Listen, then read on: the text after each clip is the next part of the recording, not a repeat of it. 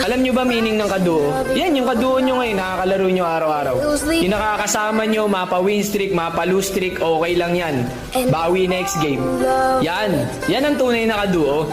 Yung ipagpapalit yung 5 man niya sa duo nyo. Pag may ganyan kang kaduo ngayon, huwag mo nang iwan. Kasi hindi naman makikipaglaro sa'yo yan kung may kalaro na yung iba. Sa dami ng nakaduo ko, walang tumagal. Lalo na yung naging high points na sila, wala na, hindi mo na sila makakausap.